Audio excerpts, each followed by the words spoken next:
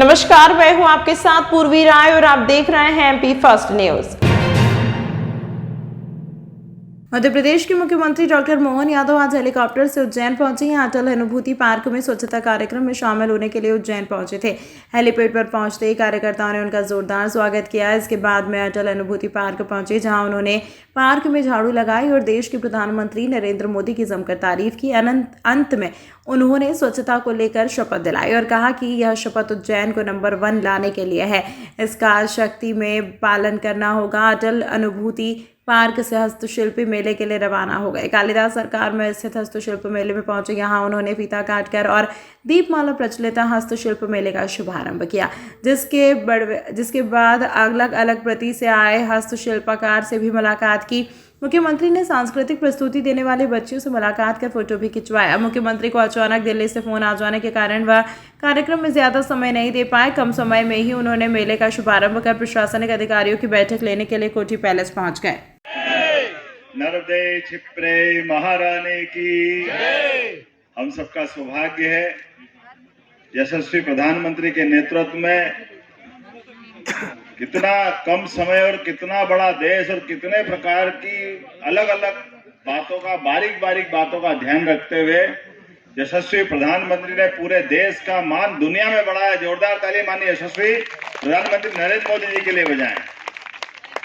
हम जानते कि हमारी सनातन संस्कृति में कितनी बारीक बात है कि हमने अपनी स्वच्छता के लिए उपयोग में आने वाली झाड़ू को भी लक्ष्मी माता का रूप दिया है।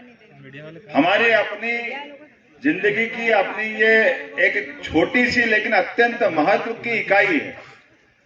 जब आपका पूरा जीवन, हम सब जानते हैं कि बीमारी का घर अगर है तो कहाँ है, और ऐसे में पूरी दुनिया में भारत की जो निगाह थी वो बड़ी हल्की थी, थोड़ी गंदी थी। यशस्वी प्रधानमंत्री ने इस बारीक बात का ध्यान लाल किले की प्राचीर से उनके प्रधानमंत्री बनने के तुरंत बाद आग्रह किया कि हम अपने स्वच्छता अभियान को सर्वाधिक महत्व का और फिर समान रूप से सारे क्षेत्रों में, लेकिन स्वच्छता जैसी बात को स्थापित करते हुए, और अब तो हम सब और सौभाग्यशाली हैं, पूरे देश के अंदर स्वच्छता की नगरी का अगर तमगा किसी को मिलता तो मध्य प्रदेश को नंबर 1 में इंदौर को यह तमगा मिलता, मध्य प्रदेश को यह मिलता। हमारी अपनी 1 बार 2 बार 3 बार लगाई अटल अनुभूति पार्क। आप सबको भी बधाई, यहाँ के अपने रोज घूमने वाले पूरे सुबह से लेकर के ये जो उद्यान बना है। मैं विकास प्राधिकरण के माध्यम से हमारे पूर्व अध्यक्ष जगदीश अग्रवाल जी भी यहाँ मौजूद है, पूरा मंच, माननीय अनिल जैन कालूहड़ा जी हमारे पहला ही आपने ऐसा झटका दिया कि 8 घंटे तक मेरी बाद में जो आपने स्वागत सत्कार किया था, मैं आपका हृदय से आभारी भी हूँ। और हम सबका लिए ये जो जवाबदारी है, मूलतः मैं मुख्य सेवक के नाते से ही इस बात को समझता हूँ। और यशस्वी प्रधानमंत्री की निगाह में भी हमारा अपना प्रत्येक प्रदेश अपनी पूरी क्षमता योग्यता के साथ अलग अलग क्षेत्रों में काम करे, और काम के आयाम भी इतने हो कि हर विभाग अपने आप में जो अच्छे से अच्छा हो सकता है वो करने का प्रयास करे। इसलिए आज दिन में मैंने प्रदेश के कुछ मसलों के बैठ करके वहां से लौटा हूं, और आज यहाँ उज्जैन के विकास की बात करने के बाद, क्योंकि हमारे अपने विकास के कार्यों के लिए ही भारतीय जनता पार्टी जानी जाती है, और मुझे इस बात की प्रसन्नता है कि विकास के मामले में मेरी अपनी भी और माननीय शिवराज सिंह जी चौहान और सभी लोगों की भावना है कि विकास के मामले रुकना नहीं चाहिए।